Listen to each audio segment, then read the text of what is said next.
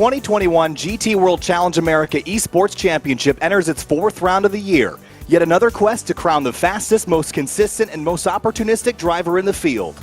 Across world-famous venues like Kyalami, Donington, Spa, and now the Hungaroring, the competition in Assetto Corsa Competizione has been fierce. And with only 2 sprint rounds remaining in the season, every moment is absolutely critical in the championship battle.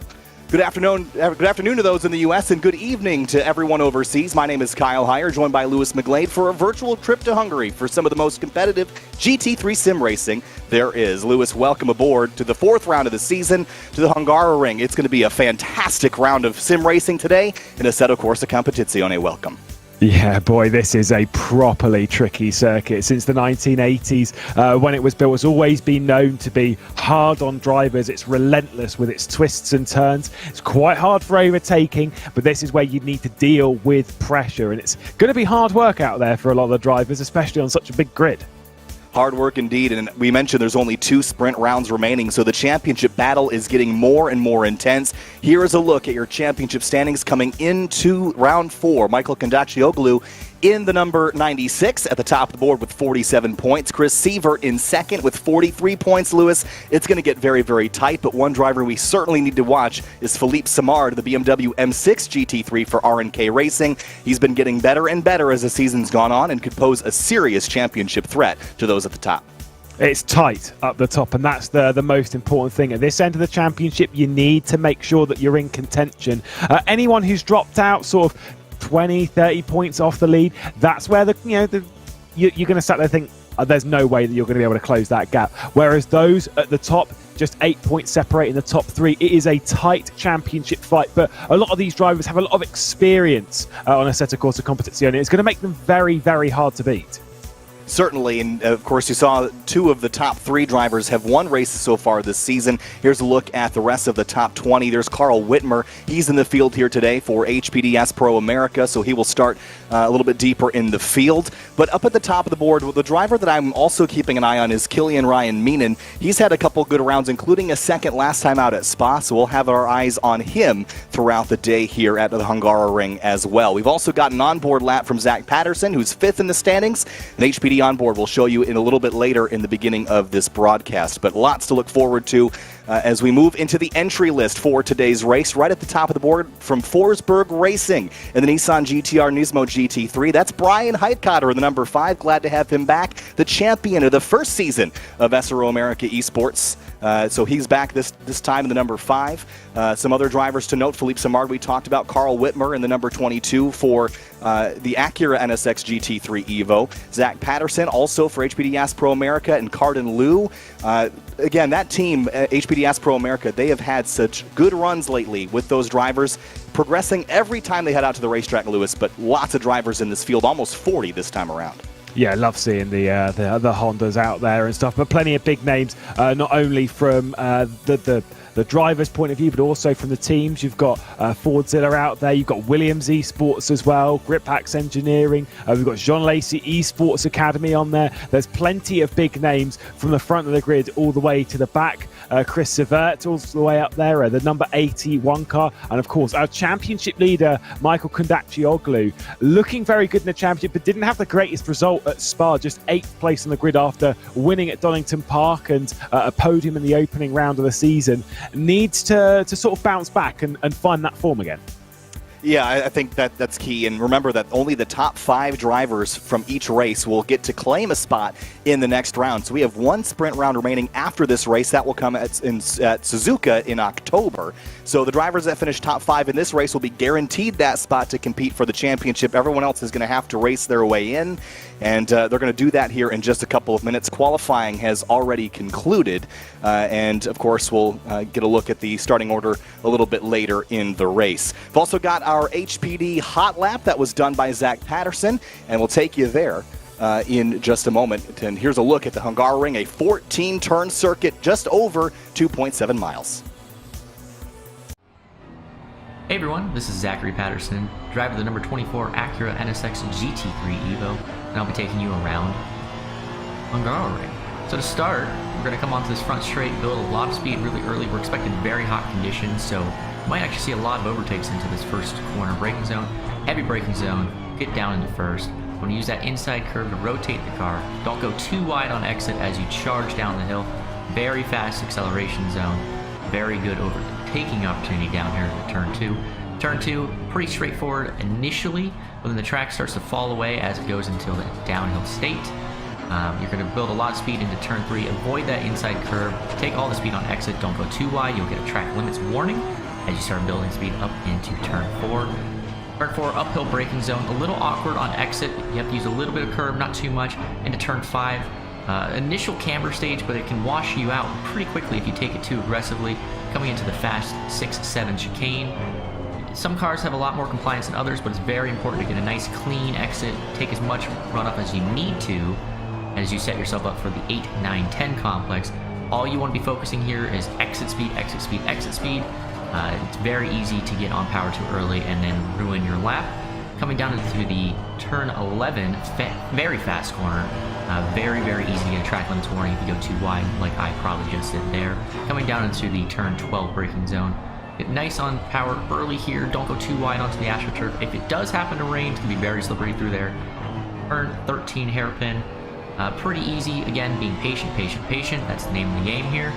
And you come down into the final corner. Very, very, very tricky corner. You want to keep it nice and tidy. Some cars will like to go double apex very wide, but otherwise, that is a very quick, rapid lap of Hungaroring.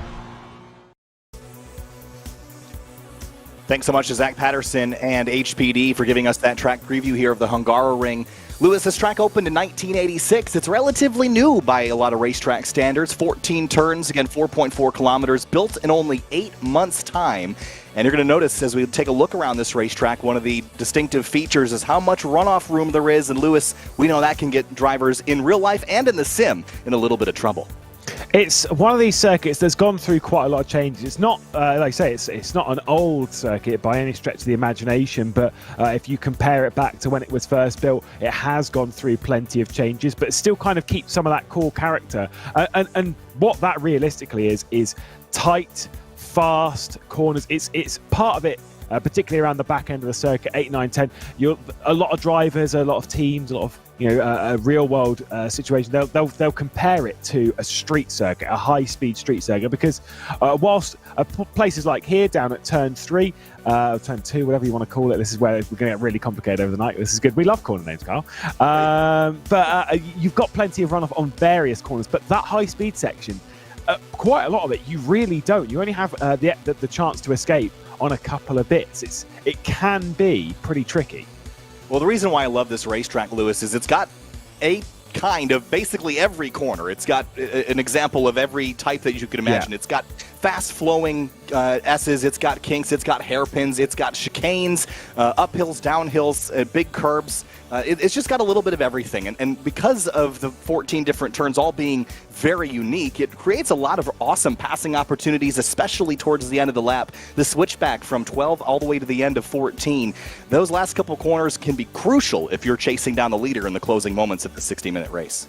And it's one of these tracks that's raced not just in open wheelers, not just in touring cars, but in pretty much everything. Basically, whatever you can get around here, they'll throw around here because of, like you say, it's got that bit of everything. It's got that style. Some people love this track. Some people really, really don't like it because it's a hard flow to get into. You go through, a very fast corner at turn 4. You then come through this right-hander that we're currently looking at now. Then a chicane, and then it's very tricky as it goes left, right, left, right. It's quite hard to overtake there. But when you nail it time and time again, it is damn good fun. It really is an amazing racetrack to go fast at. You see the curbing here is also plentiful, which means you can run yourself a little bit wide and still have a bit of racetrack to play with. There is the chicane at, I believe that is 6 and 7 over there. Nice big curbs on the inside to mount and climb over and try to really attack this racetrack. As we close in on the start of this race, I want to think back to around at Spa a couple of weeks ago. We had a really frantic start. We got through the first couple corners okay, and then all mayhem broke loose. Lewis, with nearly a 40-car field, staying out of trouble is always a good idea, but especially at the start of a race, it feels like the risk versus reward needs to be dialed back just a little bit and think more about that reward as we head into our grid. Let's roll with our top 10. On row number 1, it's going to be Luke Whitehead in the SDL Esports car. Philippe Samard in second, Michael Kondakcioglu in third. Starting in alongside him is going to be Caro in the Punto CL Racing Bentley Continental GT3. Cardin Liu for HPDS Pro America in fifth. Chris Seaver in sixth in the Blackhawk Racing AMR V8 Vantage. Then it's Josh Staffen alongside Killian Ryan Meenan for FFS Racing. Then it's Rubelar in the Performante Racing Team Audi alongside Molly in the H3 Racing Lexus RCF GT3, Lewis. It is a very, very good grid. So the grid order being a little bit confusing there. I was just seeing that it's Killian Ryan Meenan in the 11th spot. And the expectation from Ryan Meenan would be to rise up the order because we know what Killian Ryan Meenan's like when it comes to his speed and talent, when it comes to marching through an order. Rubelar, Mali, and then De Oliveira Rodriguez. Heitkotter down the order a little bit, just 15th spot with Lovering and Langevin. And then we've got Patterson, Murdoch, and Bourdon. It's, like I say, it's a strong field, but it's a big, big field here. Well, going back to that risk versus reward I was talking about, the first corner here at the Hungaroring is pretty much a hairpin, and it's very flat. You can see very well, and that leads to a lot of opportunistic dives in that first corner. Lewis, you've got ABS, you've got traction control. You're going to lean on them at some point. But in the first corner, this is one of those races where maybe you're going to just focus on getting out of it before you start to make those chaotic moves. Up at the front, the drivers that are more confident, they're going to be aggressive right out of the gate, and they might be able to gain something that they can use for the rest of the race. Yeah, there's lots of different tactics that you can use around here, particularly when it comes to, you know, the car that you're racing in. It is a very long run, realistically speaking, from where they're going to be starting the race, about here on the rolling start, and then that run all the way down to turn 1, which is an incredibly tight right-hand hairpin. It's difficult. It is hard, and I'll be honest here, I think we're going to see a little bit of carnage, but you want a car that kicks off in a straight line really, really nicely, because that's where you're going to make up quite a lot of positions around here. It's a hard track to pass at, realistically speaking, so you want to make quite a lot of that up in the early stages. Does mean that some drivers are probably going to be, you know, pushy in the early stage, shall we say, and they've just got to be a little bit careful not to go overboard. Yeah, pushy is a good way to put it. Hopefully it's pushy more than crashy. But again, with a 40-car grid, the expectation is just going to be set at get through the first corner. Yeah. You're going to note, looking at the left-hand side of the screen, the timing and scoring tower here in Assetto Corsa Competizione. The gold number 1 is lit up. And, Lewis, we don't want that to be gold by the end of the race. They're all going to be green. 1 required pit stop to come on down. And the timing of that is critical. Yes, it's an hour-long race. We don't have incredible strategy here. It's, you know, it's pretty simple. Load up the car, drive around, come into the pit lane. You need to take a minimum of essentially, you just need to come into the pit lane. You need to take 1 litre of fuel as a bare minimum. But then some people might change tyres, might change this, might change that to try and strategize their way through it. It's quite a high tyre wear circuit around here, by the way, at the Hungaroring. So there's plenty that they can do. But yeah, they need to come in, stop, and then get back out again. But when you take that pit stop, getting out of a train of traffic, getting into the pit lane, we're going to see some interesting strategy around here. It's not like even at Spa, where you've got the run to Les Combes, and you've got plenty of chances to move. Around here, realistically, you've got that run to turn 1, maybe a little bit to turn 4 if you're feeling brave, and then that switchback section if things start going wrong. You're going to be picking up pieces, but like I say, strategy, you've got to nail it. Definitely have to nail it. I wanted to mention again, one more time, the driver starting in 15th. That's Brian Heitkotter in the number 5 Forsberg Racing Nissan GTR. I'm thinking of his his grassroots series that he currently races in. But he has actual real-world racing experience, and I mentioned how he was the champion of the first SRO America Esports Championship. But he has raced in what was then the Pirelli World Challenge, and he's raced also globally. So he has so much experience in this field, and this is a great barometer to see how much more competitive this field has gotten since the beginning of 2020, when he would just go out and dominate races. I don't think we're going to see Brian Heitkotter dominate. I think he'll do very well. I think it's going to be a lot of work for him, though, to climb up through this field. Yeah, it's going to be, but you know, it's not typical. I mean, giving yourself an extra hard task as well by racing in that Nissan, which, by the way, love seeing every now and then. We do like seeing a great different grouping of cars, and seeing plenty of different colours, plenty of different manufacturers onto the grid.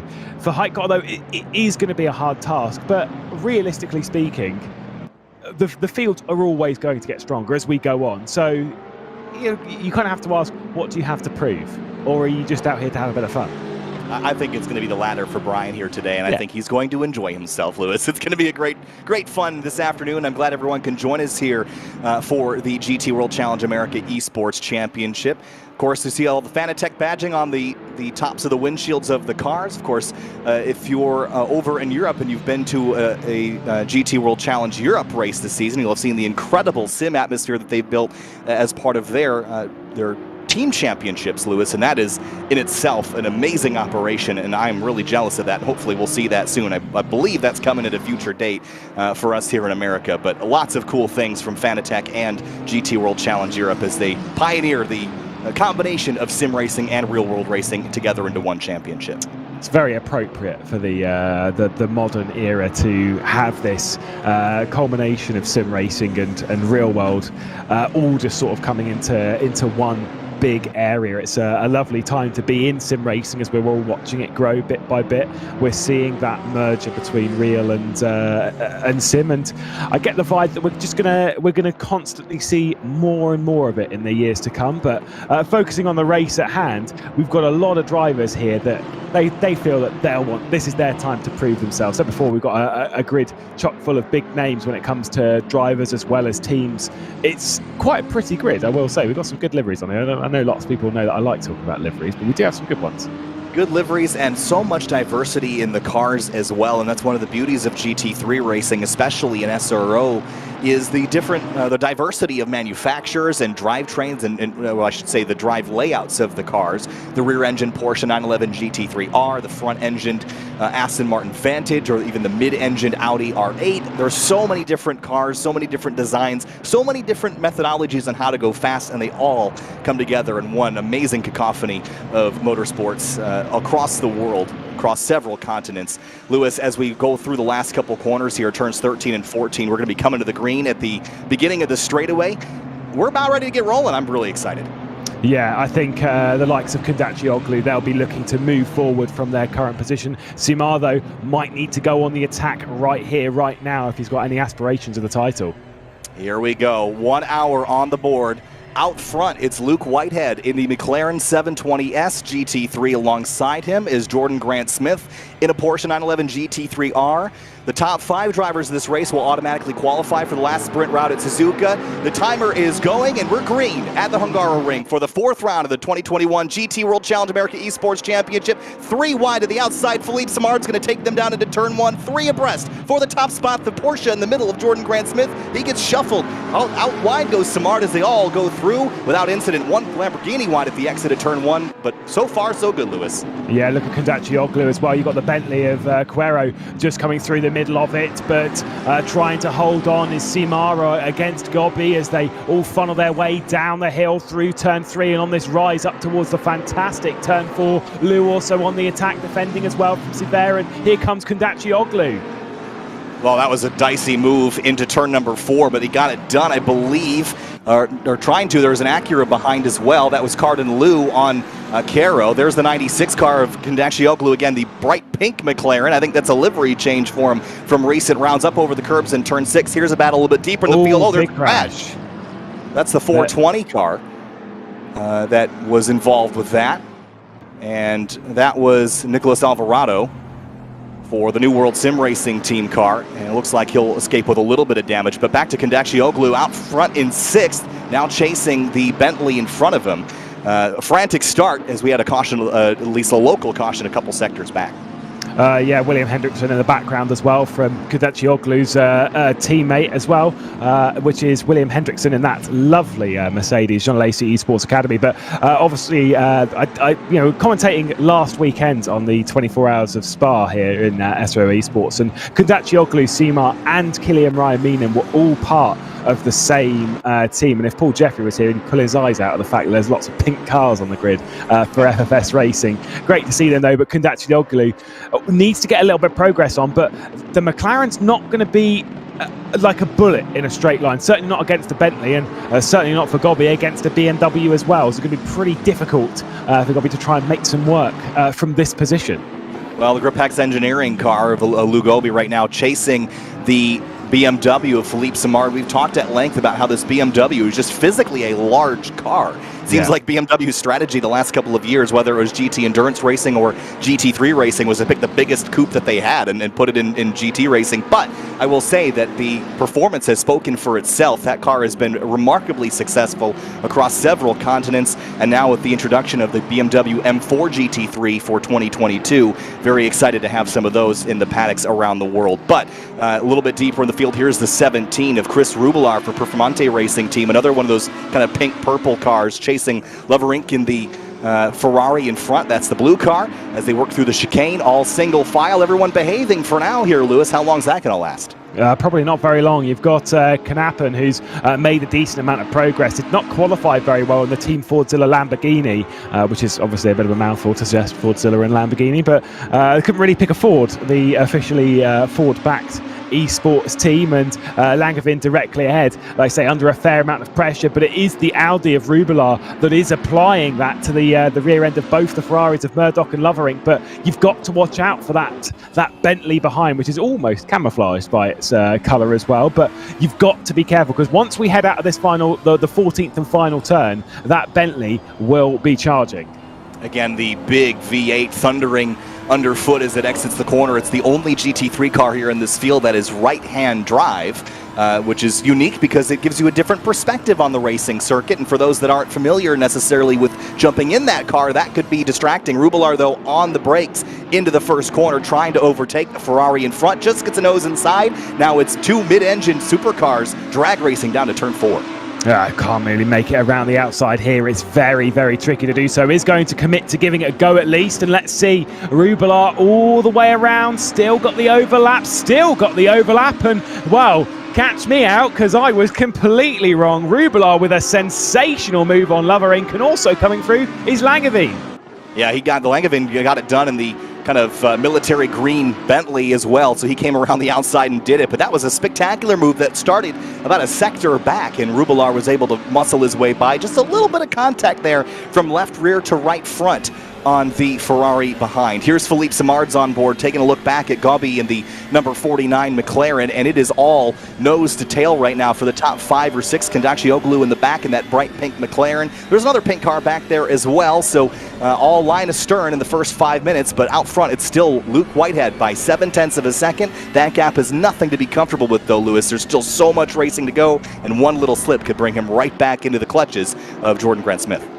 Yeah, just to speak very quickly in the championship sort of standings and positions as to where they're currently running, things are looking quite good at the moment for Philippe Simard, who's, like I say, in third spot. Is sort of hanging around there at the moment, a good couple of positions ahead of Kondakcioglu. So things are looking pretty decent for the BMW right now, but realistically would want to get by Grant-Smith, want to get by Whitehead. Of course he would. You'd want to be winning the race. That's how you score the most points and get yourselves involved in championship contention. But if you're thinking about this from a consistency and a comfort standpoint, the Spa winner will potentially just be kind of happy with how things are standing at the moment, awaiting that pit stop, which is on the horizon, and then trying to make something work from there.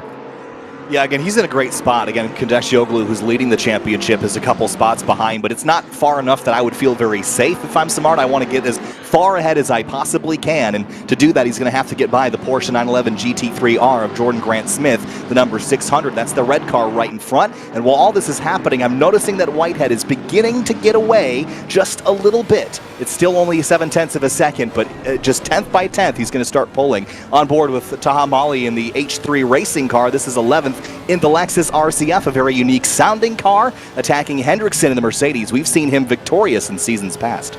Hendrickson then dropping back behind Killian Ryan Meenan whilst we were watching that. So a little bit of progress from the Aston Martin, that bright pink one, now applying pressure to Sievert, who's going obviously towards the championship, and things aren't really looking so great for Sievert right now. But like I say, Mali made up a couple of positions, qualified in 13th, same did Highcar as well, so I'm assuming quite a lot of them have made up a couple of positions. There's been some incidents in here, but Mali applying pressure to this Mercedes, which, I mean, I like the look of the Jean Lacey Esports Academy liveries, always have done.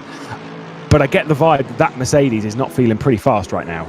Yeah, again, the BOP that SRO does keeps these cars on very equal footing, but all the cars still retain a lot of their advantages and disadvantages that they would have if you just put the street cars on the course. And here's a look from the Lexus up the inside of the Mercedes. That's tight. They touch, and around goes the Lexus. He's going to gather it back up, but for Molly, that's a mistake. Got in there a little bit too hot, couldn't keep the car rolling, and just got into the side of Hendrickson. But going back to the differences between the cars, you would think that this Mercedes is a rocket ship in a straight line, and I'm not saying that it isn't.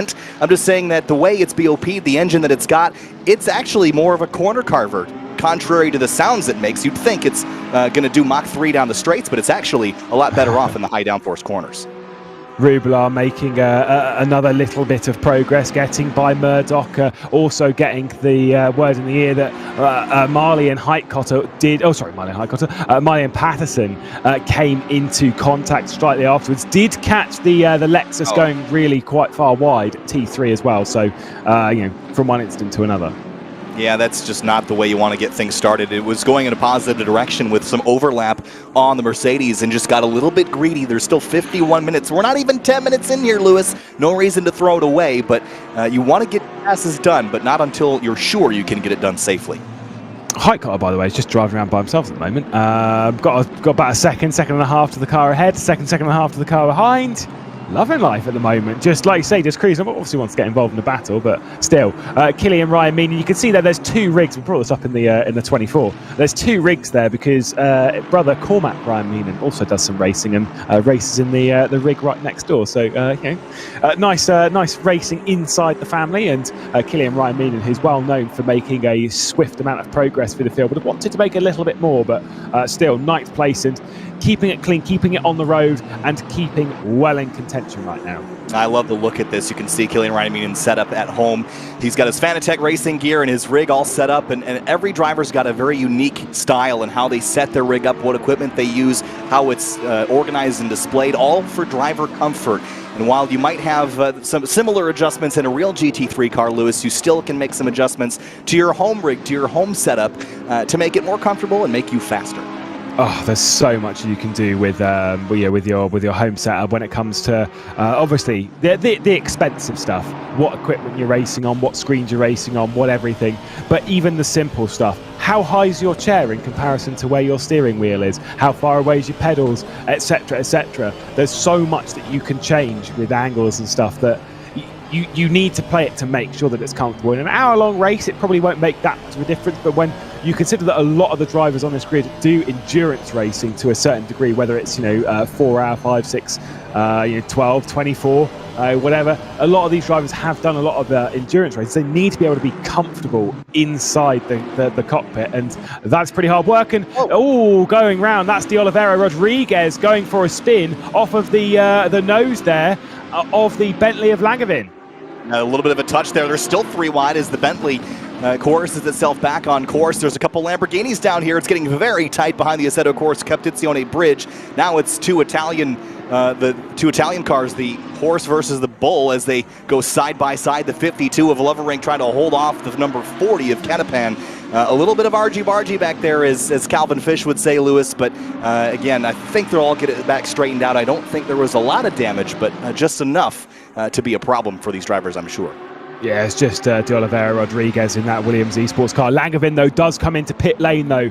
So straight away, and obviously Lovering is going on the defence from Canapan and maybe just drifting off of the apex at T1. Pit window not open, though, so Langevin just coming in for a bit of damage repair or something in that vein. Who knows? Ortiz, though, I think just got through as well on Wood Row, but we'll focus our attention back up the order. Whitehead, Grant Smith, Seymour, Gobby, and this driver on board with Quero.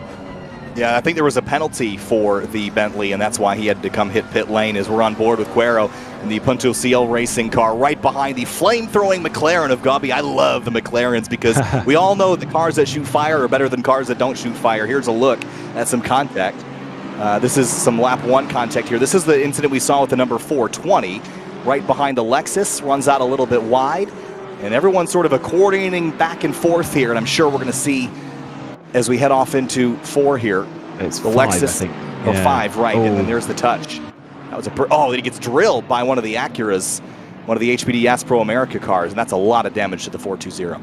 Yeah, no, but by me saying it's 5, I thought the incident happened at 5, but no, that's why, because it kept going. This is when we rejoined it, so the incident started at 4. It's still going on up the chicane, so there was quite a lot of this is kind of what we were expecting on a 40-car field, but I didn't realise it started at 4, worked its way round through 5, and then even into the chicane of 6 and 7. And once a crash starts happening, it just seems like it can't stop happening when everyone gets in it. But I think we've sorted everybody out for now as we get back to the front of the field. The top 5 have been pretty on top of each other since the drop of the green flag. It's 1.4 seconds between Luke Whitehead and Jordan Grant Smith, so the leader still getting away in the 557 McLaren. It is a hornet's nest for 5th place, though. Quero still trying to run down Gabi, and right behind him is Michael Kondakcioglu in the number 96. Keep an eye on his sector times. He's up there. He's a little bit quicker in sector 2 than the 3 cars in front of him. At the moment, Kondakcioglu has got eyes for one driver and one driver only when it comes to its championship race, and that's Philippe Simard, who we've currently got on screen right now. Of course, eyes will be going backwards to Sievert as well, also even partially to Hendrickson and that but mostly eyes forward towards Simard at the moment, just based on the fact that whilst Sievert is second in the championship, and whilst he's obviously in tow, he's behind. So, I'm comfortable with this. But it's the driver that's a few positions ahead that's fighting for the podium. Whitehead clearing off at the moment. That's actually good for Kondakcioglu, because whilst the driver, it's points that are being taken away, that the potential for Simard to gain them is being removed by every bit that's pulled out by Luke Whitehead right now. So this is actually kind of I wouldn't say it's a comfortable position. It's quite stressful and very, very stressful. But still, nice to see Josh Staffin, by the way, with the disco still going. We had this all the way through the 24 hours of Spa. Loving seeing it.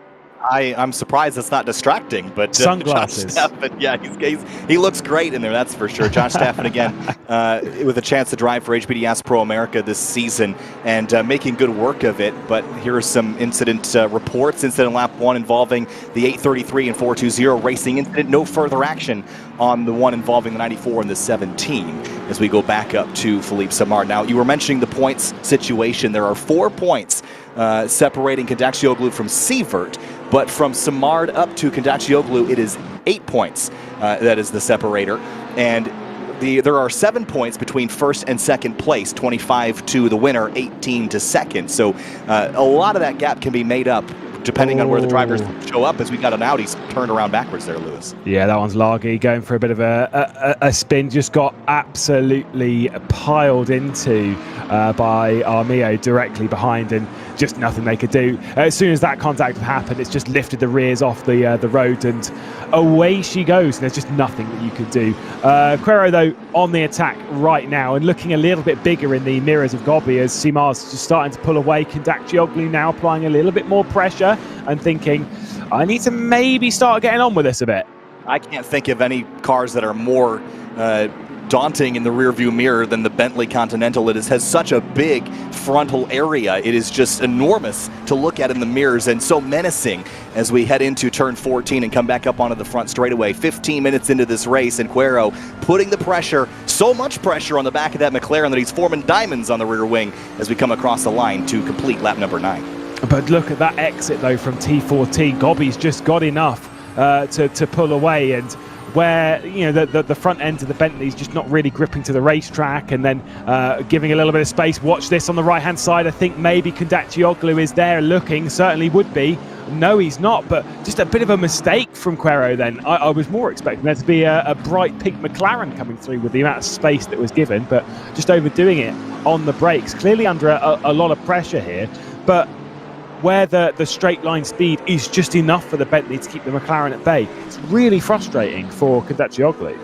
Certainly, again, the McLarens are a little dartier perhaps than the Bentley Continental. There is a drive-through penalty to the 833 for an unsafe rejoin. And again, we talked about the runoff area in the pre-race show, and sometimes going off it isn't your biggest problem. Sometimes coming back onto the racing surface can get you in trouble. So got to make sure that when you rejoin the racetrack, you do it in a safe manner, Lewis, and it looked like the 833 did not do that. Yeah, that one being Bourdon against Simon Fisher a little bit further down the road. Obviously, in the early stages of the race, just where that chaos was running through 3, 4, 5. To be fair, the rest of the lap, why not? Like I say, we've got live race stewards. They're always on top of it. They're always keeping their eye out, and they're always trying to figure out the best way through all this stuff and penalising the right people. It's one of the beautiful things with sim racing is that, you know, with all the will in the world, sometimes in motorsport in the real life, you can't see everything. You don't have a camera on that, or you don't have this, or you don't have that. You can just go off of some little bits of data. Whereas in sim racing and stuff, you have replays, live data galore. You can see it from any angle at any speed that you want to really pick through the mess so that you can figure out what the actual cause is. Well, I know one other person that can't see much right now is Alou Gobi. Again, behind the virtual goggles, all that they can see is the virtual racetrack out in front of them, and that's got to be incredibly immersive. When we talk about virtual reality and the level of detail that comes with it, the level of immersion, to be directly inserted into the virtual world here at the Hungaroring for the 4th round of the 2021 Assetto America Esports Championship, that's got to be phenomenal. Dealing with the pressure well, I must add. Quero has not been able to crack Gobi just yet. The front 3 are beginning to scoot away just a touch. It's about a second from Gobi up to Samard, but there's still a lot of volatility in that front 5 or 6, Lewis. I'm not sure that we're done seeing these guys battle just yet.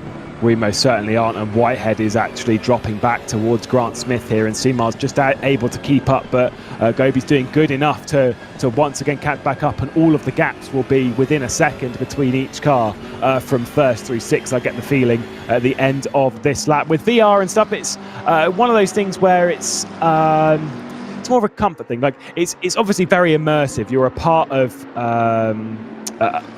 the race, a part of the environment, but sometimes it can be quite difficult where you're just I don't know, it's quite hard to describe. It's where it can be a little bit uncomfortable. In sprint racing, it's not a problem. In endurance racing, it becomes a problem. Or in lots and lots of practice, it can become a little bit uncomfortable when you're spending a few hours doing it. But realistically speaking, these drivers have all got used to that kind of stuff. So the difference between triples, VR and stuff, it's kind of negligible. It's just more about comfort. It's more about your own personal position. And if I'm perfectly honest, I think the main thing is about spatial awareness inside the car, knowing how big your car is, which I think VR would probably do better than anything else. I would agree with that. I've had an opportunity to try it, and it's amazing how much it can allow you to feel where the corners of your car are. Yeah. Briefly speaking about the battle up at the front again, we were watching Luke Whitehead for a moment as we go back to Gobi in 4th in a similar looking McLaren. I'm going to note that there are several of those McLarens out front, 3 in the top 6 in fact, which is a pretty high density of one vehicle manufacturer in a series where the manufacturer diversity is pretty great. One thing I wanted to note though is the difference between the McLaren and the Porsche and the way that the fuel burn is going to affect the balance of these cars. The fuel tank in the Porsche in the nose where the car is refueled. So as the fuel burns off, that nose is going to get lighter, and that might help Jordan Grant Smith over the course of this race. That car actually might get faster, whereas the McLaren might change balance in a different way. I mean, all of these cars, obviously, like you say, as they lose weight, as they burn it off, all of them change balance slightly. Now, this is when like setup and such can really make the difference, whether you've built the car for the start of the stint or for the end of it, whether you've started the race with more fuel and then not taking any on the pit stop, basically, the required pit stop they're going to have to do, or whether you've started the race with not really any fuel and you're going for a faster opening stint and you'll refuel a bit more because that works more so towards your balance of the car. There's so many different factors that can affect it here. I'd suspect most of these cars, at least from where I understand it, a lot of them will be starting on, as near as makes no difference, a full tank. And then they'll be refueling as little as possible because you don't want to be sat in the pit lane for very long unless you've got so little fuel that you can pull away from everyone.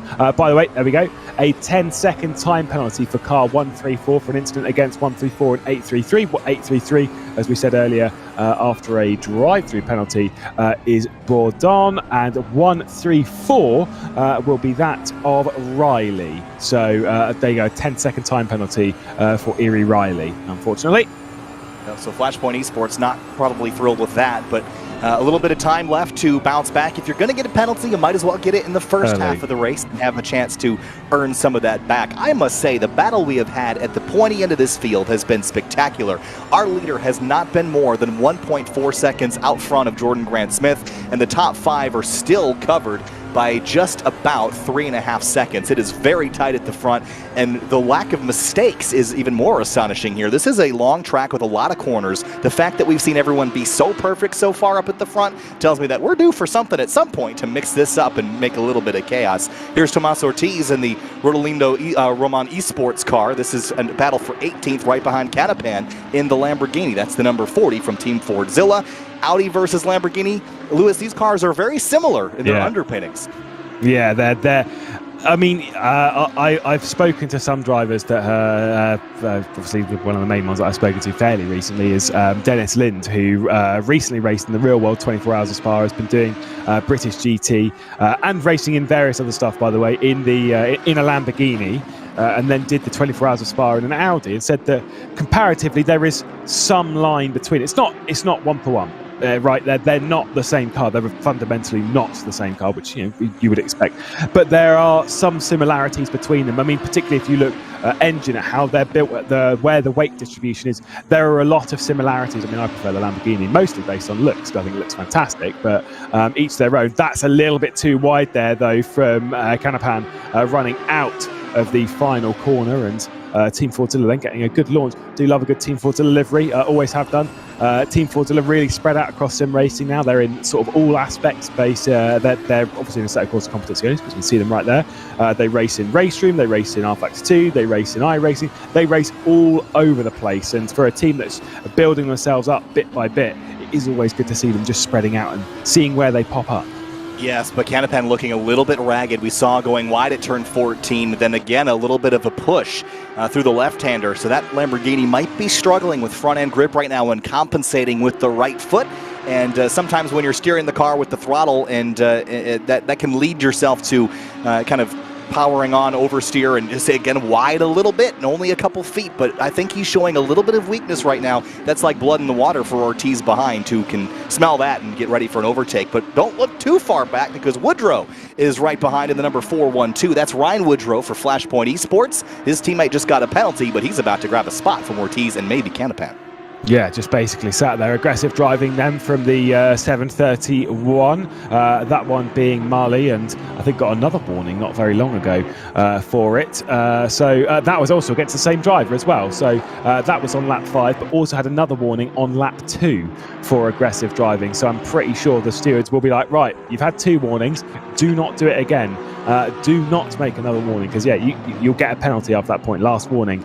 By the way, you were saying earlier about like McLaren's and such being up at the front. Obviously important to know. McLaren's is a great all-round car. It works basically everywhere. And so having a circuit like this that has a bit of everything kind of makes sense to see them at the front. Not necessarily the BMW, though. I'm a bit surprised to see a BMW up that high. See Marsdove just, like I say, just wrestling this car around perfectly.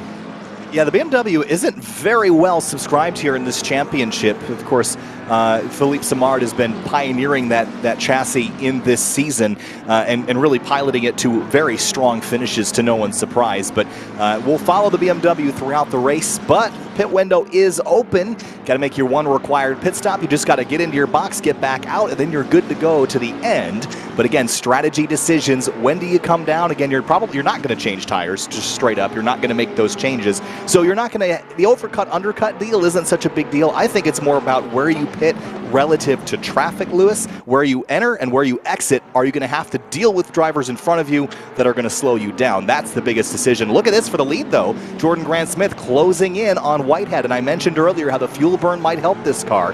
Whether it's that or something else, that Porsche is ready to party. Could be the McLaren struggling a little bit on tyres at this point as well. I mean, it is, like I say, it's a very, very high tyre wear circuit. You burn out fronts and rears, and so it's no real surprise they are starting to burn it out. I think you say no tyres, Quero into the pit lane straight away. You say no tyres. I get the vibe that someone will gamble on tyres. I think someone's got the vibe to actually go for it. And it might work around here on a circuit this high on tyre wear. I'm not going to say it'll work because obviously it's very hard to pass around here, but someone's going to try it. I've got the vibe. We'll see if that'll pan out, but also Philippe Simard into this mix for the top 3. It's getting very close at the front of the field as we near our halfway point in the 4th round of the 2021 GT World Challenge America Esports Championship. It has been like this since the drop of the green. You haven't missed a thing, at least at the front. They've been 1, 2, 3, 4, and Michael Kondakcioglu just a couple seconds behind in a bright pink McLaren just in the back of that shot.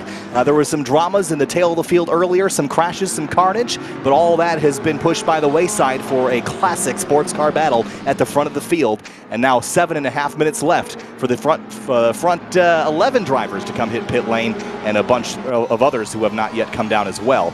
Got to come down, got to make your stop, then you're good to go to the end, and you can race it the old-fashioned way. But when does Grant Smith come? When does Whitehead come? Do they come together, perhaps, Lewis, and keep that gap the same? Well, the thing is, they need to come into pit lane. They need to take a litre of fuel. They don't need to take tyres or anything else. It's just a required stop. So you come in, you come into your box, you take a litre to basically just tick it off that I have done my pit stop.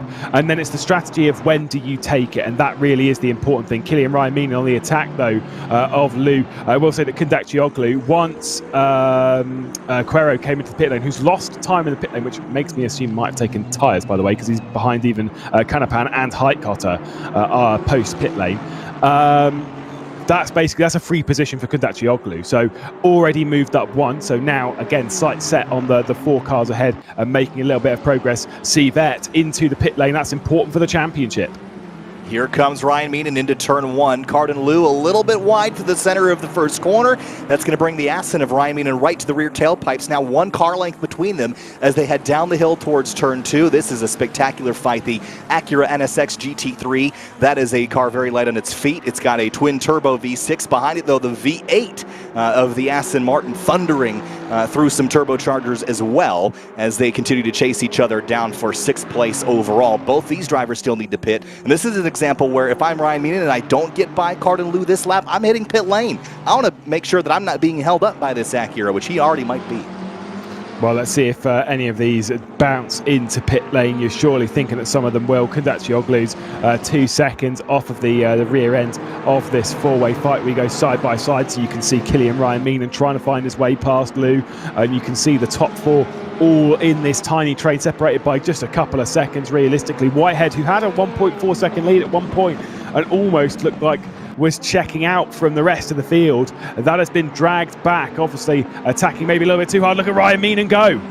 On the outside, on driver's left, this is a door-to-door battle. Acura versus Aston, pushed wide by the Acura. A little bit of a push there from Carden Liu. That was a little bit naughty. And now Ryan Meanin's going to have to try this again as they head into turn 12, then into 13 and 14. Chasing nose to tail. Whitehead from the race lead has come down pit lane. Jordan Grant Smith stays out this time, Lewis. Strategy call there by the Porsche. Now, where does Whitehead come out in comparison to Sivert, and is there going to be any tyres? That'll be the real defining factor. I don't think Sivert did anything like that. Just came in, dropped the litre of fuel, carried on, got on with it, and perfect for Sivert, because 3.5 seconds worth of space ahead. SDL Esports driver into pit lane and stopped in the box. How long to stop? It's looking pretty long. That's not just a litre. Yeah, that's a longer stop than I was expecting, but he's going to be released now and still ahead of the other cars that have hit pit lane. But we're going to get a factor adjustment here as everyone comes through. We'll have a better idea. Here's Sivert out of the final corner, and it's going to be, it's a pretty big distance. But remember, these cars weren't exactly nose to tail on the racetrack before, so I think we'll see a little bit better once the other front runners come on down. I do like seeing one of the Black Hawk cars, by the way, which Chris Sivert drives. Always love seeing their liveries. They've appeared in various places in sim racing, mostly in endurance racing in R-Factor 2, but have since spread out, and quite a decent team with a lot of decent drivers, including quite a lot of Hungarian drivers, which is always a good note. So not home soil for them, but they've got a large Hungarian contingent within the team. So Sivert, they've got a lot of work to do behind Hendrickson. I mean, he was doing a little bit better than that, although I think Hendrickson actually might be behind as we see that one updated. This is the point, though, that Sivert needs to make up some time, not necessarily to try and attack Whitehead, but more so to try and gain a couple of positions and sneak them whilst the pit window's open. Well, he's got clear racetrack in front of him, and the other drivers might not. They've been racing each other for the last 20 or 30 minutes. So with some clear racetrack, this is Sievert's time to run as far away as he can. He's 14th right now. His last lap was a 146.9. That is a little bit slower than the drivers in the top 5 are running, so perhaps he's not going to gain what we think, but we'll keep our eye on him as we jump up to Michael Kondaksioglu for FFS Racing. Now just a couple seconds behind Gobi in the other McLaren, so 3 and 4, both McLarens. Then it's the Porsche and the BMW out front. There's a spin for the 17. Rubelar. Yeah, Rubelar for Performante Racing Team goes for a slide, and there is significant damage to that Audi. Yeah, it's definitely been assisted there. That is not a solo attempt if ever I've seen one. And Rubelar post pit stop will probably have to return its way to pit lane in that very sorry looking Audi. It was deep in some battle, so not 100% sure what has happened. Jordan Grant-Smith then continues to lead the race after taking it from Whitehead. Seymour directly on the rear. Gobi's just not had the pace. Drive-through penalty for car 999. That one's our Mio. After an incident a little bit earlier on in the race against Lagi. That was the T1 incident that we saw when that orange Audi got spun around through the first corner. Now, lap time wise, I do believe they might just sneak one more lap, because it's about when you come into pit lane, not outside that. You need to be in pit lane and then it will tick it off. I don't know if anyone's going to risk it though. I think everyone will be in now. Here they come. They're all going to hit pit lane this time through, so it's going to be a barrage of cars of various manufacturers and drivers hitting pit road with 26 minutes and 45 seconds remaining. Now back to Luke Whitehead. He spent 38 seconds on pit lane. Sievert was a hair quicker at 37 seconds, but now Whitehead's got to utilize every bit of clear racetrack in front of him to try to keep his lead established. As you see the penalty there for car 716, that is Alvarez. Avoidable contact, and now you see the drive-through penalty tag applied to that Lamborghini. So unfortunate for Alvarez. But Whitehead through the last couple corners here. This is going to be a crucial moment here, Lewis, as Philippe Simard, Gobi, Grant Smith, and more are going to exit pit lane, hopefully in front of Whitehead. But Whitehead is going to throttle up here and try to get by him. Yeah, it's going to be tight. Let's take a look as we run down towards turn 1, focused on the McLaren of Luke Whitehead. And look at that, all out of the pit lane. Simard, Grant Smith, they are going to be ahead. There goes Simard, there goes Grant Smith, and also coming through there. Oh, that's a little bit dodgy, and yeah, just getting held up there by what I'm assuming is lap traffic.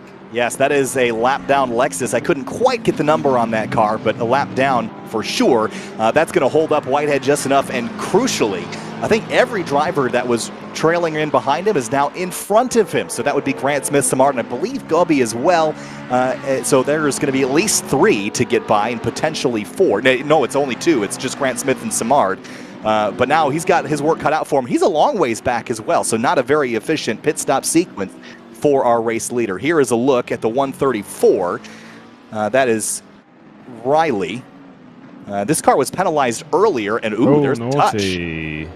Oh yes, that was either careless or something much worse. Yeah, I think the Lexus we saw exiting pit lane was the 833, which was Bourdon, which is the car that came out right when Whitehead was making his way through turn number 1. Here's Gobi after the pit stop behind Kondaksioglu, so a couple shifts and changes in the pit stop sequence, Lewis. Yeah, so Grant Smith and Seymour had 34-second penalties. 36-second pit stop time. So they were in the pit lane. They were stationary for 36 and then got going in that 36-second period. Whitehead was 2 seconds slower at 38. Gobi was on 47 seconds on the traversal time, so lost 10 seconds realistically from that pit lane sequence, showing how important it is. And like you say, quite rightly so, also the position to Kondaksioglu. Not that it's popped up from race control yet, but Sequeiro has got a drive-through penalty in 11th spot as well. Here is a look at the 17. This is the crash that we saw a couple laps ago, trailing the 909 Porsche, and there might have been a touch here on exit, or was it just maybe just got a little bit loose? Let's see. Maybe it was a solo attempt. All right, so we'll keep following through. Oh, the Porsche. Oh man. Okay. Yeah, that was bizarre. That was just maybe a momentary, pick up the drink and take your eyes off the monitor for a moment. But that was certainly a mistake by the driver of the 909. which of course is Chris Bruno for CMS Pro. That is an uncharacteristic mistake, and there is a warning to car 23 for avoidable contact from lap 16. That is Killian Ryan Meenan critically. So he's got one slap on the wrist, don't get another as he chases Carden Liu. Yeah, 7th position in the Spa 24 not that long ago. By the way, the Quero drive-through, that is not from race control. That was a track limit violation that got that drive-through. So we're already seeing some tick that off. So notably, up in the front, talking about our points battle, Philippe Samard trailing Michael Kondakcioglu in the points. They came into the night with Kondakcioglu leading with 47 points. Samard was 8 points back. As it stands, there would be 6 points between them made up. So it would be a 2-point lead for Kondakcioglu leaving this round if they finish as they are. If Samard were to get by Grant Smith, then Samard would walk out of here as the points leader. That is crucial and critical. We'll follow that for the rest of the day here. Yeah, it's like as a driver being in championship contention, whether it's the biggest championship in the world or some small little club league or whatever. I mean, everyone's different. Some people like to know the full picture. Most people that I spoke to, and from a little bit of personal experience, not from anything competitive. Don't worry, I'm not saying that I'm good. I'm certainly not. I don't want to know. I don't want to know what the championship standings are in the penultimate race. I don't know who's doing what. All I want to know is who I'm up against in the championship and that I'm ahead of them. Those are the only factors. I don't want to try and work out the points. But that said, you don't want your mind to wander, which happens so often in sim racing, and that's where you see mistakes. It certainly can lead to mistakes. Here's another look at Leverink in the number 52 Ferrari. Now, we've followed Leverink a couple times today. It's Skyler for Bricks Racing, and this car has been in the middle of some intense midfield battles, now chasing Moisan in the number 21 BMW. That is a battle for 19th place and heating up quite intensely. And just behind them, I believe, is the 710 of Ortiz. And that is a car we've seen a couple times today, as we have another penalty to car number 769, that being Mauricio Quero for the Bentley Continental GT3. Avoidable contact, unfortunately, Lewis. Yeah, and that one with height cutter, so I'm not quite sure when they were actually that close, to be perfectly honest, but avoidable contact was seen. Carden Liu defending. Here comes Killian Ryan Meenan again, already with a warning, already around the outside, pushed off by Carden Liu, and now maybe looking to the inside through the penultimate corner. Space is given. Oh no, there's a touch. Carden Liu did not leave just enough space. There was about 3/4 of a car width there, and Ryan Meenan wanted to make it work. He got shuffled off at the exit of the previous corner and decided he had a fender in. He's going to use it. Boots Carden Liu out and move Ryan Meenan up to 7th place. That was a little bit dramatic there, Lewis, but pass completed, I guess. Yeah, I mean, I think Ryan Meenan might have been a little bit miffed by being squeezed off on the exit of T12. And so a little bit of red mist, a little bit of, okay, if that's how you're going to race me, then I'll leave it here then. And then maybe feeling like a little bit squeezed. Didn't have a great camera angle. And obviously, thankfully, we can quite happily sit on the fence about it. That's race control's decision. I'm sure they will be taking a look at it regardless. But obviously, the issue here is that the harder they've fought, they've dragged Hendrickson and Patterson back into this fight. Oh, we're far from over for this battle for 7th. That's for sure. Hendrickson would love to jump into this fight. The leading Mercedes, which is a bit of a surprise, in 9th place. And, of course, Zach Patterson in the lead. Make that the second Acura NSX in the field, the leading one being Carden Liu for HPDS Pro America. Manufacturer diversity in the past, we've seen, I think at Spa we had 6 or 7 different manufacturers in the top 7 or 8. Look at this. 3 McLarens, 3rd through 5th, then 2 Astons, and then 2 Acura Hondas in 8th and 10th. So a lot of the same nameplates showing up in the top order here. You saw Ryan Meenan. Did you see him slide like 3 feet, Lewis? He's driving the wheels off that Aston right now. Yeah, pushing it to its core. I mean, Killian Ryan Meenan knows how to wrestle a car around. I mean, as do pretty much all of the drivers. But it's one of those tracks where you can afford to slide it around. You can have a little bit of a loose car. The problem is Carden Liu for the big dive. Nearly tried doing what Killian Ryan Meenan did to them. So, good effort, good try, but not quite there. But if you slide around too much though, you're going to burn out the rear tyres. You're going to go through thermal degradation. And around here, it's going to make one slide turn into one more, and the problem just snowballs. You've got to be careful of keeping that under control. Well, being careful is certainly not on Carden Lou's plate. He took a big dive and took a swipe at the Aston out front, wasn't able to get there. Crucially, the difference, if there had been contact, the crucial difference was Ryan Meenan had overlap heading into the turn 12 the previous time around. Carden Lou was a little ways back. Still a dive, very aggressive right now, and Hendrickson and Patterson right behind in this mix. Hendrickson in the 757, and it's the white Mercedes-AMG GT3 Evo, and of course Lewis, the Evo generation updated front aero, as well as a lot of electronics changes modeled very accurately here in Assetto Corsa Competizione. Also has a wider and more menacing mouth, something Carden Lou is going to see in the rearview camera here in a moment. A little bit loose there as well, coming through T5 from Carden Lou, and just losing the rear end just a touch. But I mean, you were saying earlier about the Bentley being menacing in the rear. There are quite a few cars that it's a bit concerning to have behind. Let's take another look at this instant, the move between Killian and Ryan Meenan. So deep on the brakes, around the outside, then just shuffled off, and then kind of dives it in again. Yeah, well, maybe he didn't have overlap. That's tough. I mean, it depends on your definition of overlap, it sounds like. I mean, again, I don't know offhand what SROs is or what the stewards will count, but that was a little bit dicey there.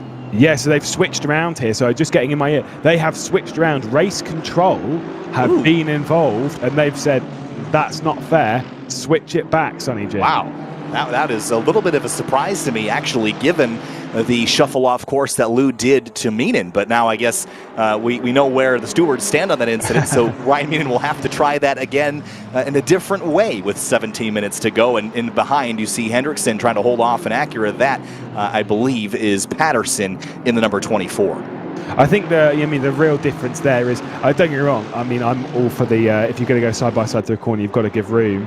But as we'll see, Killian Ryan Meenan try and go around the outside. We've seen this work before. It's going to be tight. We've also got the battle for the lead, the right-hand side of your screen. Carden Lou defending for 7th, and of course, Grant Smith defending for the race lead. For that instant, though, if you're running around the outside, I'm not expecting to get pushed off, but he didn't really have an overlap departing the corner, which was a thing. You read into that what you will. But there definitely wasn't an overlap going into turn 13, and that's sort of like the real thing where they'll be like, yeah, that's not fair. Yes, for sure. We saw Samar go a little bit wide a moment ago, got a couple tires in the grass and lost a couple tenths of a second, but it is just feet between, or I guess meters for those of you across the pond, between these two, with Carden Lou still defending from Ryan Meenan. I think Meenan is a little bit quicker, but you have to get around him fairly, which he did not do prior. Now he's got pressure building. The cork in the bottle, perhaps, is the number 25 Acura as they head down the back straightaway. A Mercedes and another Acura in behind. Here comes the Aston. Similar move from before. Will it stick this time? Oh, there's space, and there you go. See, he's pushed off, but he's fully alongside this time. Here comes Killian Ryan Meenan, and that one is sorted. That was a great move from Killian Ryan Meenan. He's tried a few times, 3 times around the outside, but the 3rd time was perfection.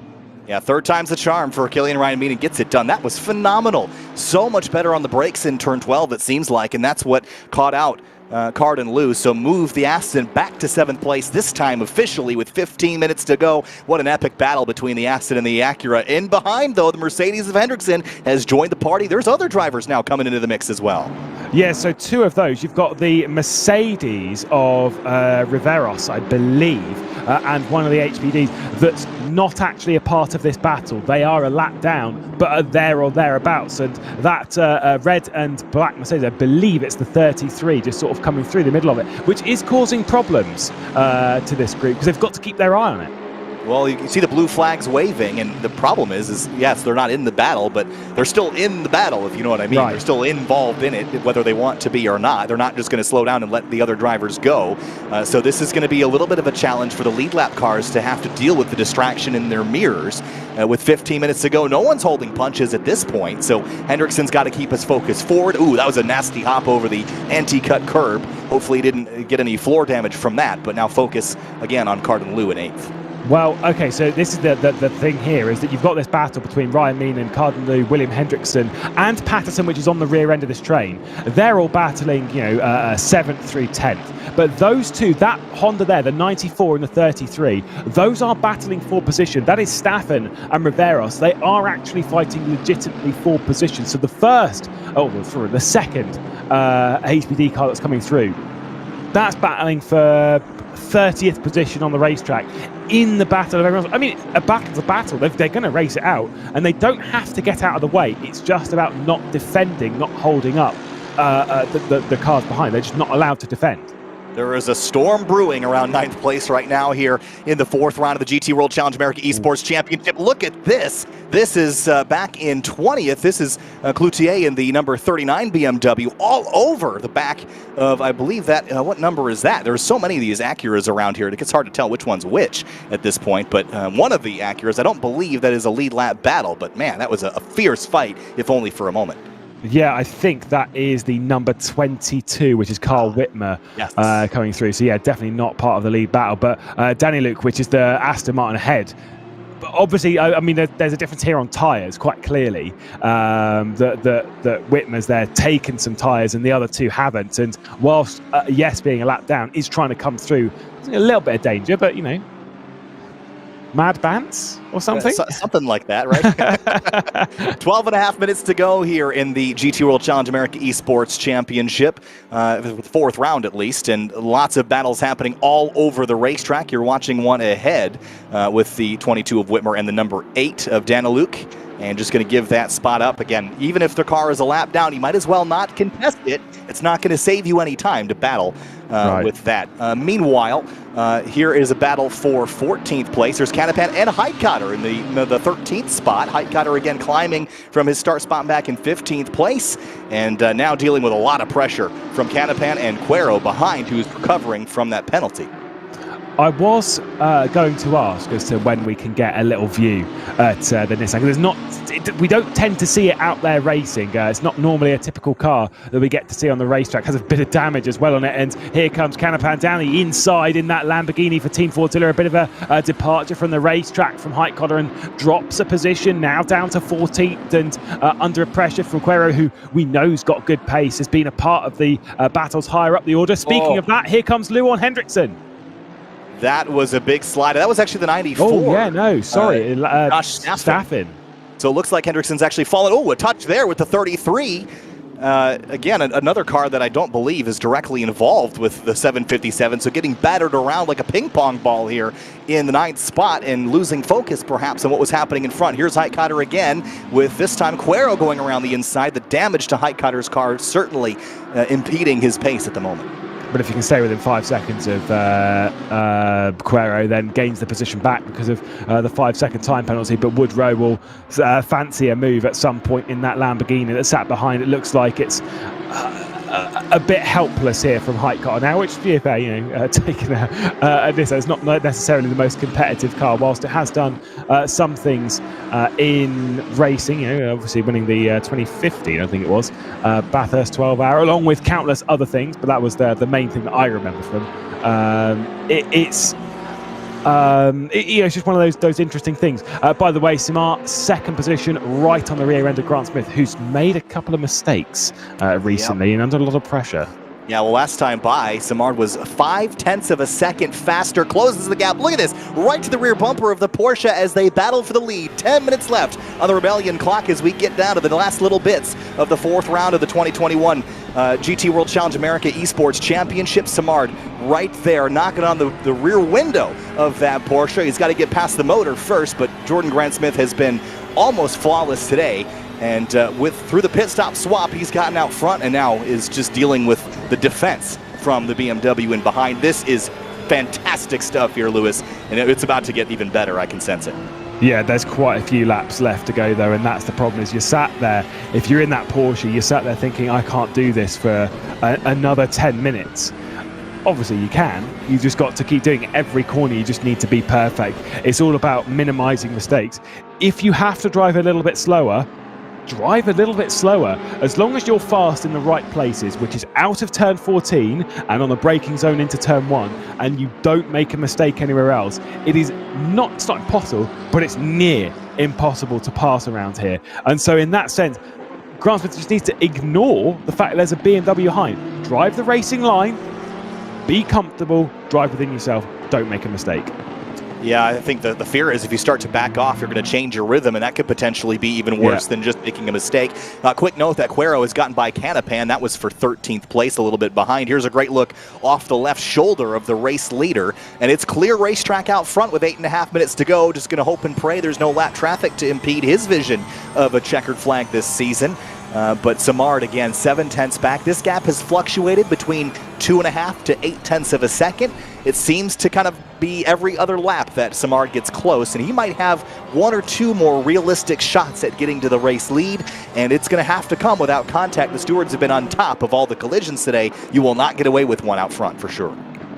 More excellent angles, obviously coming in from our broadcast director, Mike Yao. Loves getting those good shots. 73 then with a drive-through penalty for an incident between themselves and the 7:15. So still getting plenty of issues coming in. That one being Igor Rodriguez getting a penalty a little bit further down the order. But picking up a drive-through penalty at this point in the race is basically just like a slap in the face. Think, oh, I've worked so hard for... I mean, I've worked so hard for even 30th position on this grid. It's such a competitive grid. That's always how these things go. And yeah, it's just like, oh, right, basically just throwing that one in the bin. Thanks. Yeah, of course, that was Rodriguez, as you mentioned, from Williams Esports, so that's going to be a big penalty for the number 73. Jordan Grant-Smith, you see in the background the kind of off blue and red BMW, but just behind that, you see Luke Whitehead in the 557 McLaren. That was the driver that led the first half of this race, and he is hungry to get back forward again. And if these two get side by side, I would not discount that McLaren from having an opportunity to get back to the race lead, and you can bet he'll be aggressive to get there. I'm sure he's still trying to rethink what he did wrong to lose the lead by so much. I think he wants another go. If Simar can win here in a BMW, I'll be genuinely massively impressed, because that would be very, very special indeed, especially when it comes to championship contention. Scoring maximum points here from the Hungaroring will be quite an impressive feat for a BMW. But in that sense, it's sort of sat there thinking, do you go for... I mean, obviously, you're always going to be going for the race win. But if I'm Samar right now, I'm not risking everything. I'm just going to sit here and be like, if the opportunity is there, I'll take it. But if not, I'm outscoring Kondakjioglu, so this is okay. Remember, as it stands, they're going to leave here with Kondakjioglu leading Samard by 2 points. Yeah. They also are both going to automatically qualify for the last sprint round at Suzuka. Now, obviously, I'm pretty sure that those two drivers would have qualified their way in anyway, but they're not going to have to work their way in. Oh, Samard, big moment, goes wide over the curbing. He gathered it back up nicely, though. Didn't lose a lot of time, kept his foot in it, but you can tell he is on the ragged edge. He's trying for this win. We'll go with that. Yeah. But like you say, I mean, 2 points off in the season finale. You've got to give yourself a bit of a confidence boost in the sense that wrestling a BMW around here into a podium spot will be a decent confidence booster. Don't get me wrong, it's not the worst car in the world, but again, not the greatest. And so there's some things, there are positives to take into the final round of the season, which by the way is a long way off. So they've got a lot of time to prepare for it, but there's no off season here. We're always racing in something else, as Hendrickson getting caught up a little bit on lap traffic, trying to approach the rear end once again of Cardin Liu. And it's so hard to pick out in this group who's actually for position. I know Patterson's in there somewhere. It's just which one. There's so many, it feels like there's a dozen of those Acura NSX GT3s out there. Hendrickson, though, getting closer and closer to Cardin Liu, and we saw how fiercely Liu fought off Killian Ryan Meaden earlier in the race. Hendrickson saw all that out the windshield. He knows it's not going to be easy to get by that Acura, but with the pressure being put on here in the closing moments, he will certainly have to get creative, let's say, to figure out how to get around that car. Creativity when it comes to overtaking moves, though, is the key. By the way, the gaps to the race leads have split apart. Grant Smith now leading by 1.5 seconds. Whitehead 1.5 seconds behind. 12 seconds back to Kondakjioglu. Then 1.5 seconds to Gobi. Sievert 5 and a bit seconds back from that. Killian Ryan Meaden. The pit stops really have split apart. A lot of that leading group, where we had 6 separated by only a very short amount of time. This is that battle that was in the battle a little bit earlier, and a little bit of contact between Staffin and Riveros as well. Oh, it's nearly going to clear off the road just a little bit further up the order as well. So you've got to be careful when you're battling a lap down. Careful, right, in GT3 cars at 100 plus miles an hour. Right, I like exactly. it. Side by side, Staffen is going to try to clear this 33 car, and there he will go. That is a battle for position for 30th overall. Surprised a little bit at Staffen today. In the past, he's been at the top of the board almost every round. Seems like it's been a little bit of a struggle. I'm not sure if it's just the lack of preparation perhaps, but it has just been a little bit of a struggle this round in particular. I think he might have been involved in one of those early crashes on the opening lap, and that might have put him down the order because typically he's much higher up. As long as it's not the disco, I'm okay with it. I mean, was doing this all the way up. We actually, whilst doing the 24 hours of Spa, we were started out like this, disco going, whatever. There was a clip of him later on in the race, just driving around. The lights were on, just lights were on in the room. It was as normal. I was like, mate, it's as if you've lost your mojo. Switch the disco lights back on. Did switch them back on as well for us as well. So a good shout. But that must be quite distracting. Oh, as there's nearly going to be contact as Riveros rejoins it. I don't know about you. I can't drive with any sort of distraction, let alone all of this. I guess you get used to it after a little while, and then a kaleidoscope looks normal, and I think after doing this for an hour, but hasn't broken his focus battling the 33, who's able to get by him. Now sets the sights on Borden in the 833. That's the Lexus RCF GT3 in front of him. That car looking a little bit ill with the front end sort of hanging off. That car has been through the ringer a couple times, and he's going to pop out of line. Bit of a defensive look by Borden, but backs in line. Here comes a 33 the long way around. Yeah, it's not going to make that one stick, not at T1. Speaking of distractions, I mean, Michael Hamlet once did an entire race in some Camaros at Laguna Seca with me in his ear. That was, and by me in his ear, I don't mean I was his race engineer or anything. No, I was commentating and he just stayed at the channel, which is, just each to their own. I certainly couldn't do that. Cloutier, by the way, getting a drive-through penalty as well. So there's been a few. Race control have been quite busy. Let's go with that. Yeah, they've had certainly an interesting day in watching pretty much every driver in the field. There is the 310 of Matthew Largy, and look at this, 731. This is not for position, but Staffen giving way to another one of those Lexuses. He drove a Lexus that looked very similar to that one in the opening GT World Challenge America Esports Championship a year ago. As we go back to the battle for 20th, make that 19th, Cloutier in the 39 right in front. There is a drive-through penalty still assigned to that BMW here. He's only got a minute and a half left to serve it. Yeah, I'm pretty sure that's not going to go down quite well. If you ignore it, you'll get a big penalty. But that's what we're talking about there, the one that's just popped up. So between the 39 and the 8 being Luke, who's quite far off the back of it. So clearly a bit of a hit. Largy's been spun around at some point this race. So Cloutier needs to come into the pit lane this time by, whether it's through ignoring race direction or whatever, needs to come in this time by. If not, if you were to ignore it, I think you get around here it would probably be something like a 30-40 second time penalty once you cross the line. I can't remember exactly what it is. I know it's 80 at Spa, but you don't want to ignore it.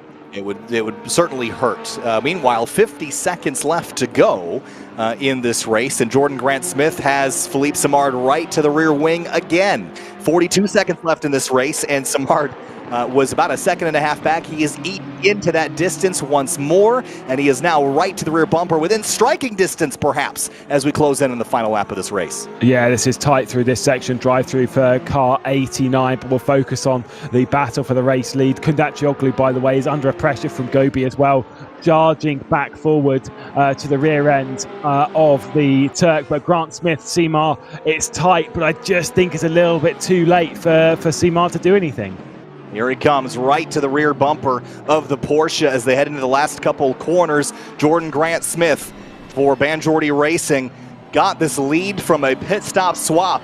As we get the white flag, they will be coming back to the checkers this time through, and maybe, again, some of that time being eaten away by slowing up the pace just a little bit. But Jordan Grant-Smith played the strategy from the drop of the green flag. He did not lead the first half of the race, but he did lead the second and the final lap. Jordan Grant-Smith wins the fourth round of the GT World Challenge America Esports Championship. Then it's Luke Whitehead, the pole sitter, comes home in third. Michael Kundachioglu in fourth. Alou Gobi in fifth. And critically for Philippe Simard, gains 6 points on Kundachioglu in the championship. And that means that he will leave here only 2 points behind. Very, very dicey heading into that last sprint round, Lewis. But what a fantastic race at the front. It wasn't too far away from losing a couple more points as Gobi, you can see there, just 3/10 off the rear end of Kundakcioglu, so it was close to losing even more. But great to see the Porsche of Grant Smith on top, making another different winner here in the series. So great stuff. But Simar did really, really well to bring that BMW into second position. And to be perfectly honest, championship-wise, this is about as open as you could possibly want between Simard and Kundakcioglu. Well, very, very exciting. Have a look at this stat, though. Michael Kundakcioglu, I'm going to read you his finishes this season. His finishes this season have been a second, a first, an eighth, and today a fourth for Kundakcioglu. For Philippe Simard, it's an eighth, a fifth, a first, and today a second. So other than the fourth that Kundakcioglu has today and the fifth that Philippe had at Donington, they have essentially had the same exact finishes, just in a different order. That is how tight it is here in this championship, and I cannot wait until October in Du Suzuka to see which one of these drivers comes out on top. Also, let's not discount Chris Sievert. He finished sixth, so he's not going to lose a ton of ground to Kundakcioglu. He only finished one spot back, so he's going to drop to third likely in the championship, but he's still right in the mix. I'm sorry, but there should be at least, was it 2 points between them? Yes. But so you need to remove 2 points for someone racing in bare feet. And Kundakcioglu races in bare feet, which is just a crime in my book. So, remove a couple of points for that, and there we go. We're sorted and dead even. Oh man, what a race though, Lewis. We've seen a couple of these rounds so far this season in Europe and America and other places as well. But this was my favorite round of the season so far. We had battles at the front, we had battles in the mid pack, we had battles with lap down cars that weren't even supposed to be racing the lead lap cars. It was fantastic at the front. And this racetrack, we mentioned in the pre-race show how every corner is different. It creates a different circumstance every time you go down there, whether it's racing one driver or 4 drivers or 12 drivers. The Hungaroring today for the GT World Challenge America Esports Championship. Spectacular show, and congratulations again to Jordan Grant Smith, who gets his first win at this level. Yeah, I mean, with all of the drivers and such across the America Sprint Series and the European Sprint Series and the Asian Sprint Series, the European Endurance Series, and when we go to the Endurance Series elsewhere as well, the level of quality is always very, very high. But we're here to watch a good race, and to be honest, around Hungaroring, we normally don't get that many amazing races and stuff, but this was a very entertaining jaunt for a nice hour-long racing around this classic circuit. I'll say, here's a look again. This is all the way back at the start and how dramatic it was. We went 3 abreast into the first corner. Look at this, a slow motion. 4, 5. How many cars do you see? 1, 2, 3, 4, 5 across on the run down to turn 1. Man, I love that. That's so cool. It's just where people are being patient at the back of the pack, which patience and GT, there's a little bit of contact there. I'm pretty sure that GT drivers aren't installed with the idea of using the brake pedal most of the time, so it's always good to see a little bit of caution, a little bit of space given, and plenty of respect. For sure. Now, with the race completed, and again, a congratulations to Jordan Grant Smith. We're going to talk to him here in just a moment. And get his idea on what had happened this race. Again, he didn't lead until past the halfway point. It all came down to the pit stop. Jordan Grant Smith, congratulations. What a race, what a drive. Take us through your night tonight, starting behind the 557 of Luke Whitehead, and then that pit stop strategy to get you out front in your Porsche. Yes, yeah. Whatever the case was, I was going to box opposite Luke with 2 laps to go. And I knew that if I boxed later, I thought I had the pace to get past. And yeah, just luckily he pitted. I think he chewed through his tyres too early. And I did the same at the end, which is why Philippe caught me. But he did a really, really good job to catch as well. One of the things we were talking about in the pre-race show was this racetrack, every corner is a different style. There's a little bit of everything. There's the fast sweepers, the tight and twisties, the hairpins, the long straights. Where did you feel like you had the best advantage, and where was your car making speed in relation to that McLaren? And could you have gotten by him without that pit stop situation? I think it would have been tough to get past without the pit stop, but yeah, it just helped that in clean air I was able to put it together, and also like in the mid to high speed corners I could just really gain on all the other cars, but I was losing quite a lot of time under braking. Like you saw, the BMW could just lunge so late, and I think it's down to the ballast. Well, Jordan, congratulations. That was a phenomenal drive. With that finish, you've locked yourself into an entry for the season finale sprint round at Suzuka in October. Can we expect to see you back? And what are you going to do to prepare if you choose to show? Definitely we'll be back in October. But yeah, just going to prepare identically to how I prepared for this one. It really paid off. But yeah, and just a quick thanks to friends, families, people who supported me, and sponsors, of course. All right, Jordan. Hey, congratulations. Enjoy this one. It was well earned with the strategy and the raw pace. Jordan, congratulations. We'll see you at Suzuka in October. Thank you. So to finish off the broadcast here today, Lewis, let's talk again about the intensity of the battles, especially the one from basically 4th down to 7th. There were some really good fights there throughout the race as well. All 60 minutes, a very intense show. But I would have to imagine that everyone's worn out and sweaty. Even after a 60-minute race, it's certainly not an endurance round, Lewis, but the intensity of action we saw, I'm sure there's some pretty tired drivers out there.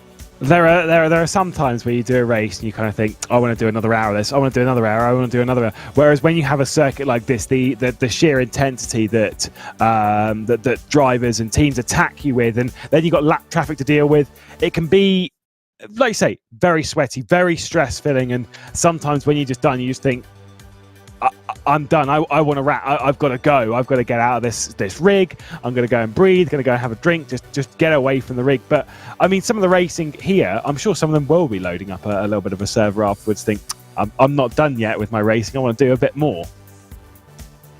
For sure. I mean, again, you're going to be tired out, you're going to be exhausted, but there's still more racing left to do here this season. We've got more coming up on the schedule, including one more sprint round. Again, this is one of the short races that we do, the 60-minute rounds. We've got one more of those left at Suzuka on October 23rd. But, Lewis, we've also got some endurance rounds, some of which have been the last couple of weeks, but we've also got Bathurst coming up on September 25th. We've got the Monza 3 hours on October 30th, and we are going to also run the Laguna Seca 6 hours sometime in November as well.